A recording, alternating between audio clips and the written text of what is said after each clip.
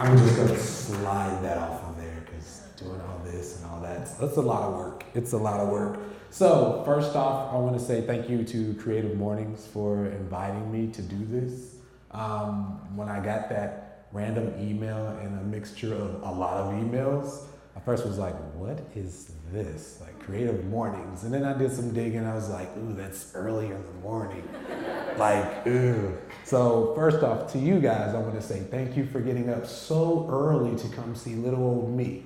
You know, I know I'm a random human in the universe, but you're here. So again, thank you guys so much. And also to People's Liberty, because I am a project grantee. And like to say, those guys, yes, they have been amazing. And honestly, what my project is, I'm not going to go in depth into it, but that project is actually help accelerate myself as being Kick Lee and everything you see up here plus more. So, as he said, context. It is a puzzle. It is a lot. There are different pieces in your life that you try to figure out who are you, try to understand who you are and why you do what you do. Why do you get up in the morning? Things like that. And I'm going to share with you why I do a lot of what I do and why I am who I am. And again, I could say what it is to me, but you may see something differently. We're all different individuals. We all think differently.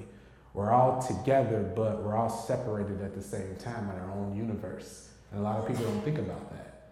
So with that said, I'm going to tell you my life. At the age of 5, I entered the foster system.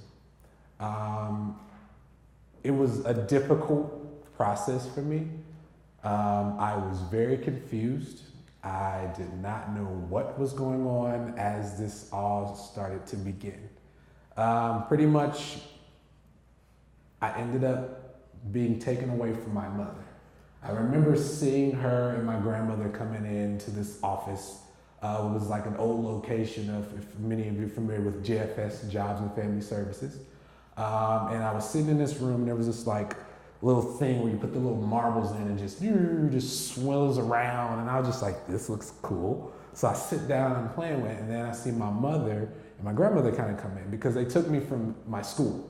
So mind you, I'm getting transported to JFS headquarters here and not knowing what's going on. I knew the individuals, seeing them throughout school, so I automatically trusted them. I'm a very trusting person.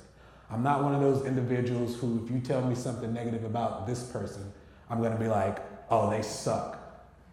No, that's not me. I'm gonna give you a chance. But once whatever it is that they're bothered about comes in my ballpark, then we have a problem.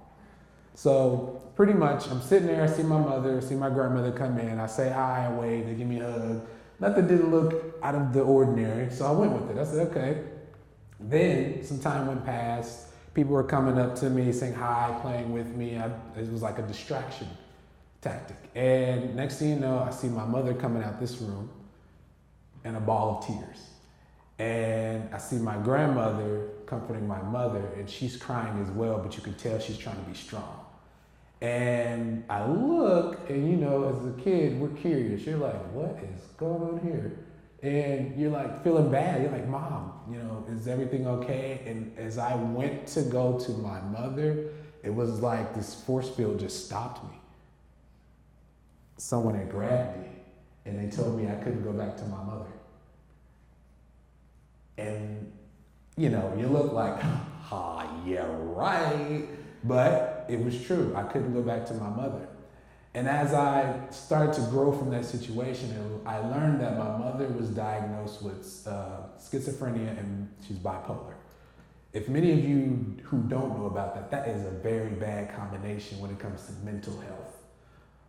And for me, I never understood that. So I started going home to home, different places, different situations, and I was so confused. I mean, I lived in very wealthy homes starting out who were trying to do anything and everything they could to just get me to be happy. You know, we'd be in a shoe store and they'd say, "Do you like these shoes?" And I'd just look over and be like, "Yeah." Like, "Okay, we'll get them." They're like, "What do you think about this?" I'm like, "Yeah." They get them because they thought that's what it would take to make me happy. I had all these clothes, all these shoes, all these things, but it really wasn't making me happy because I was just so confused at why I couldn't go back to my mother. So, to fast forward, I grew.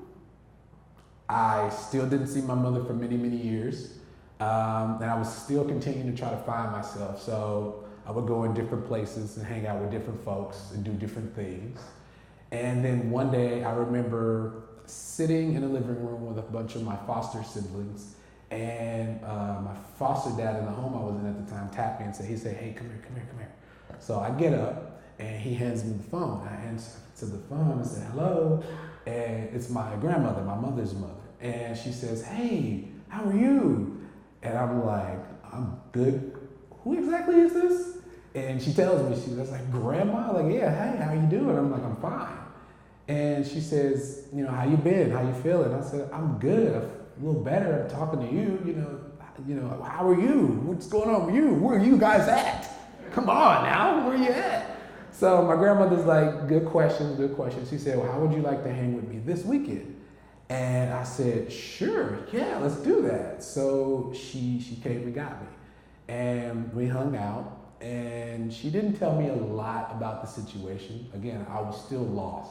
And I'm at a young age, so my grandmother's trying to find ways to articulate the situation to me as a youth. How do you articulate mental illness to someone that's about 8, 9 years old? How do you tell someone what mental illness is? We'll look at it as like, you say my mom's crazy. Is that what it is? That's what a lot of people see mental illness as, someone that's crazy. Now, I don't fault them for that. It just depends on the setting. Depends on what you're aware of. What are you trying to pay attention to? What do you align yourself to understand things, the definition of what that is? So again, fast forward, my dad's mother actually started to really come into play. She was so eager when she found out the situation to bring me into her home. So for those who don't know, in the foster system, when you're trying to become a legal guardian of someone, it's not an easy process. You don't just say, "Oh, I want to take them." You go to a court hearing, they say, "Oh yeah, sweet, sign papers, you're gone." You actually have to go through training for like 6 months to a year, depending on the situation and what the caseworker has pretty much said the individual is, like how they are. So my grandmother did that, my dad's mother. She took me in, she went through all that, she got me in, I lived with her, and I got more connected with my family. So as I got more connected with my family, my other grandmother would come and get me on every other weekend. Now that's when I started to learn more about my mother's side a lot more. And I found out they're all in music. They all do something in music. Even still to this day, there's not one relative on my mother's side who is not involved in music in some way. I was not. I was just a teenager just about then, just trying to find life, trying to do things. And I bounced around. So fast forward again, I ended up going to a charter school here in this city called Scarlet Oaks. Or not a charter, a vocational school called Scarlet Oaks. And I took up multimedia. More so because the system was trying to push me into something. So I said, sure, let's go with it. And I went. It was great. It was an experience. I don't know if many of you have seen the show Recess. It was just like that show Recess. I don't know if many of you know about the hustler guy, the guy with the trench coat who had all the pencils, the pens, everything. We actually had one of those. All you had to do was text him, and the guy would come out of nowhere and be like, "Here, I got a number 2 pencil for you." Like, what? He was so good at it, like literally the teachers would actually like, could you text him and say, "We need like number 2. First, we didn't want to do it because they're like, "Oh, they're trying to get him. You're not about to mess that up for us."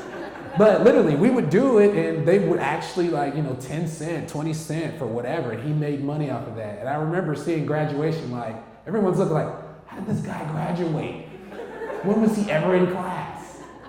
So pretty much doing that at Scarlet Oaks, a situation arose to where I had to move homes. And since I was out of their jurisdiction, I had to pretty much go to a different school. So I entered my first charter school, which was called Harmony Community School. And I entered Harmony, and the only reason I went to Harmony is because, like Scarlet Oaks, they actually had vocational trades in graphic design, music, video, audio editing, you name it, they had it.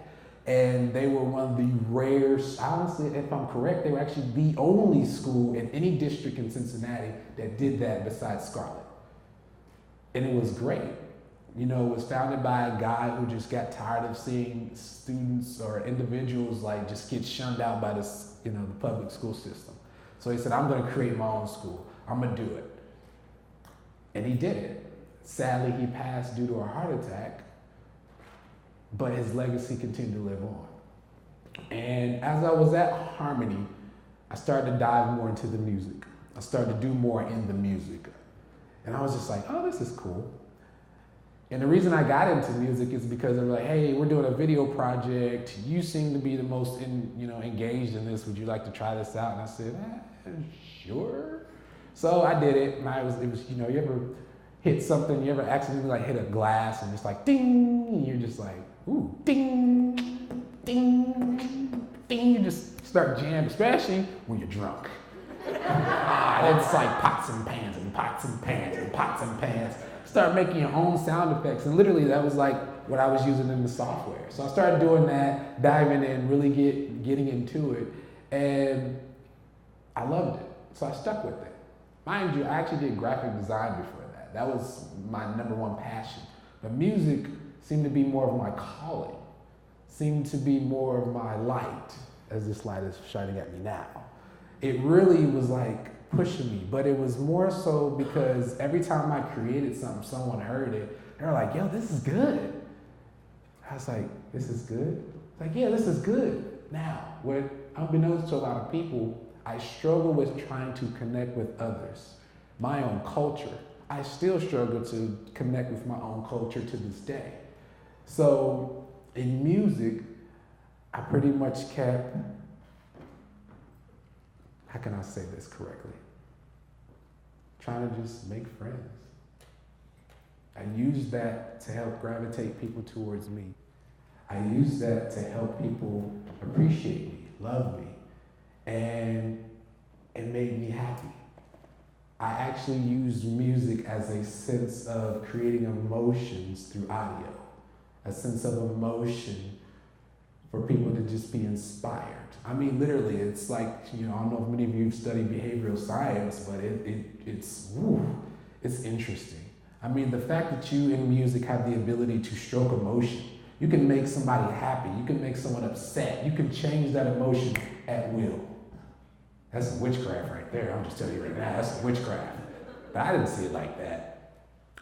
And again, it continued to make me to do more. It allowed me to create, it allowed me to engage. And I ended up getting so far into it that it put me in a setting of being introduced to a local youth organization called Elements. For many of you who don't know what Elements is, they're a hip hop youth arts center downtown off on Ray Street. They're actually going to be moving into a new customized location, which is great because they've been going through that for 15 years. So none of them are here right now, but I'm so proud of them. Really, I'm very proud of them because they made Kick. Now, many of you are like, where did Kick come from? I'm going to tell you.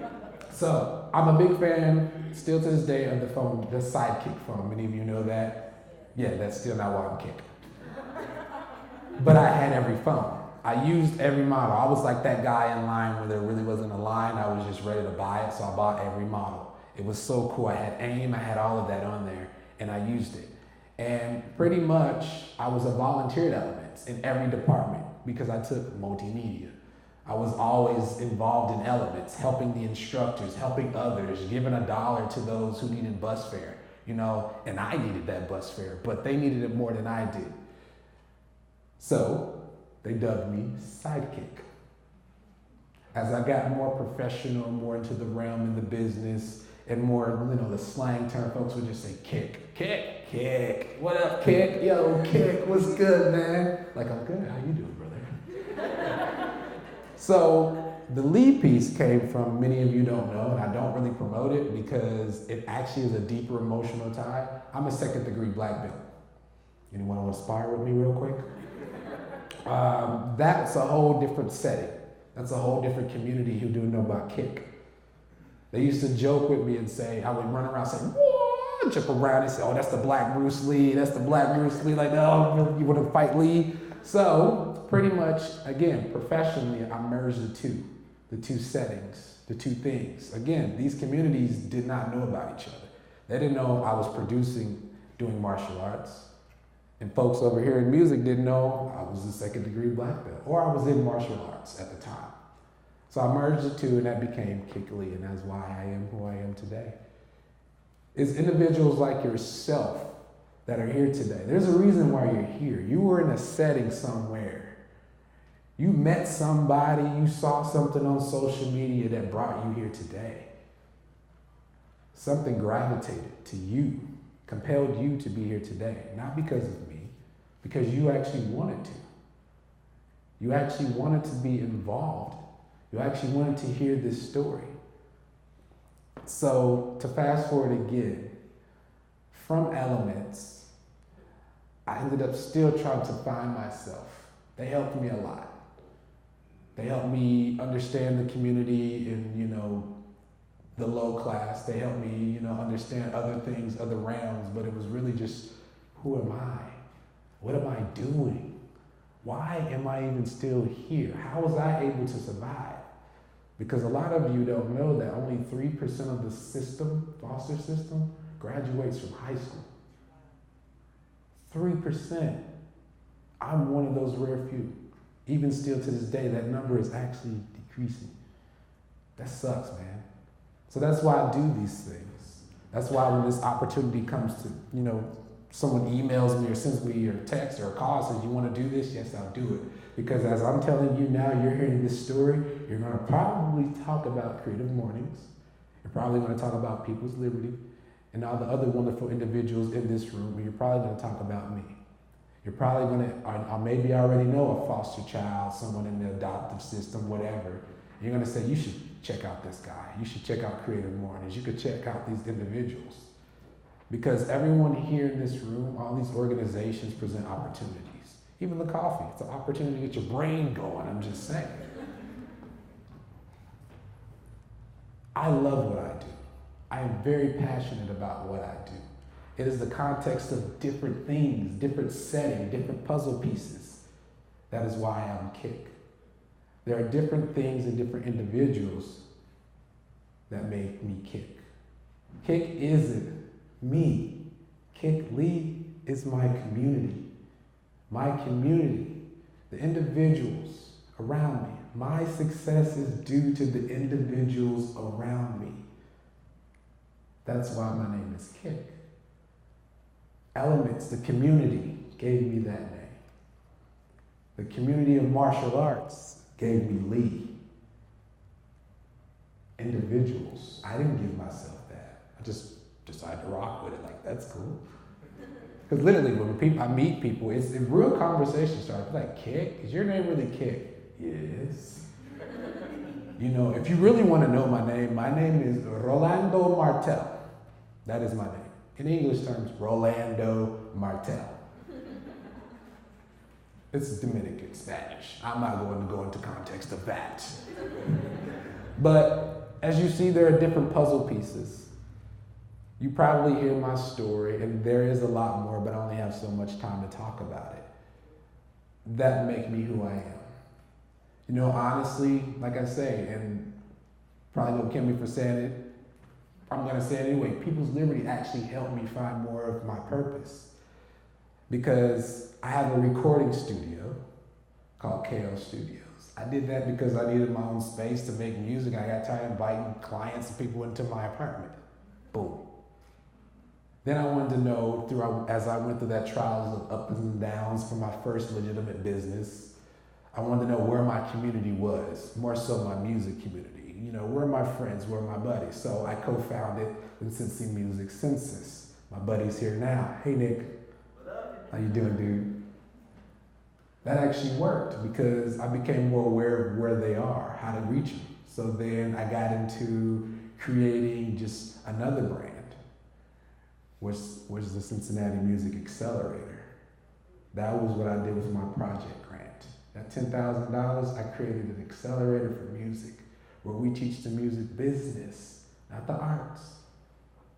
Because there's a lot of youth who deal in music who are trying to find themselves in their creative art, their creative craft within music, but they don't know how to pursue that professionally. What happens when you age out and you become 18? What's there to do? Go to college? You don't necessarily need to go to college to know music. There are individuals in this room who could pick one of these youths who know how to do music and teach them business finance. Teach them how to copyright their content and protect that, own that, love it like it's your baby. There are many of you who can teach them marketing and branding.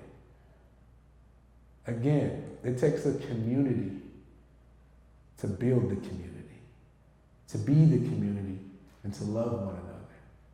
So again, I'm not going to say everything, but I do appreciate each and every one of you for being here. And I want you to share my message. I want you to share Creative Mornings, and I want you to share each other. Before I end this, I want you all to look at each other. I want you to shake hands. Just shake hands. Go ahead, shake hands.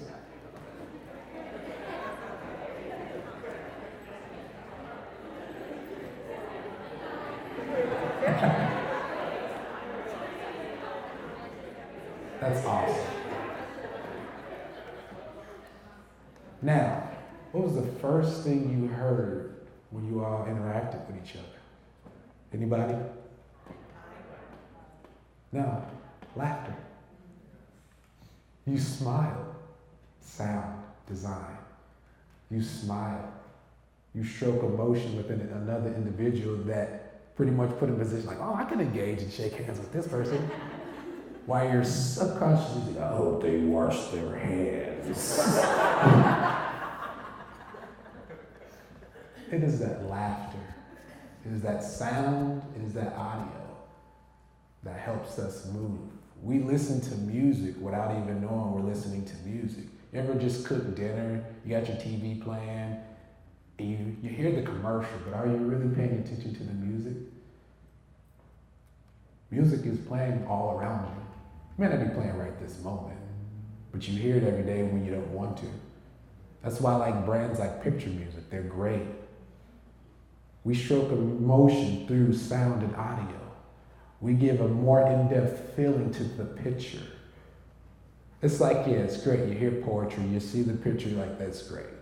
But you go to a film, you see a movie like the Star Wars that just came out, or say Iron Man, and there's that scene, and it's so intense, but it's the music, you're like, whoa. You're like, honey, she's like, shut up, I'm trying to watch this. But it's stroking you to pay attention. That is why I chose music. It gravitates people. So again, thank you guys for coming out. I really do appreciate you, and I want you to shake hands, again, not now, before you leave. Love you guys.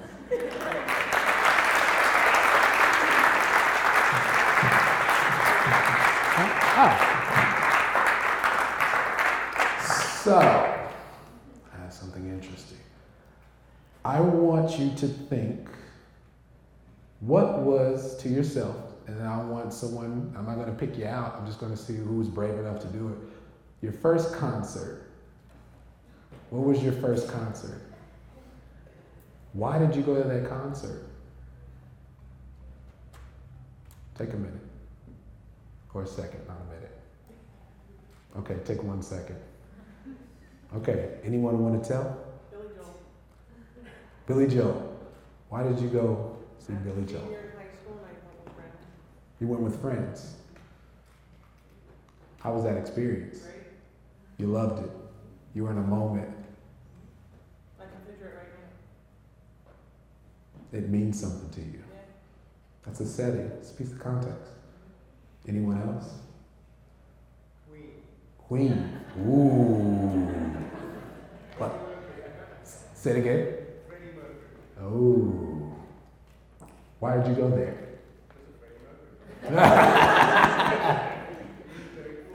Very cool. Very cool. That's awesome. One more person. Lil Bow Wow, Lil Zane. Ooh.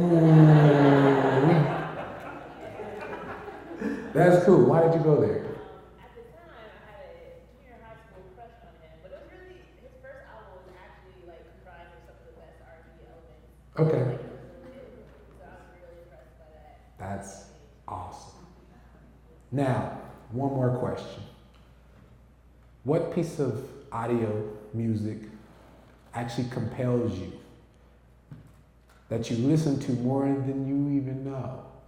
Like that iTunes track or that Spotify track where that number just continues to grow and grow and you don't even know it. Take a second. Okay, half a second. Anyone brave enough to speak on it? What song? Mine would be at the moment, definitely Kehlani's Personal. Ooh. Yeah.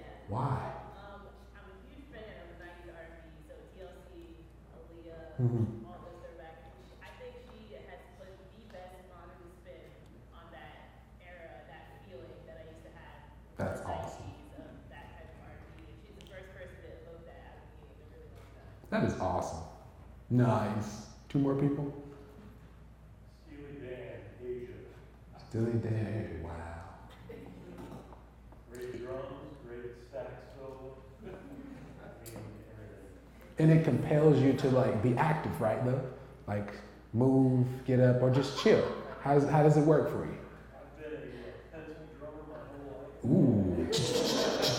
I can beatbox. I beat my steering wheel every day. Oh, that's so cool. And that song has so many opportunities to go crazy. Boom. I love that. One more person. Big Sean's fire. Big Sean.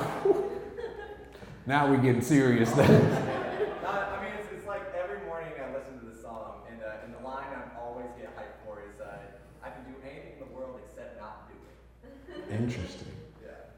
Now, that out of everyone that spoke, did you notice something within their tone when they spoke about it? Anyone? You might want to yell it out. Excited. They were happy.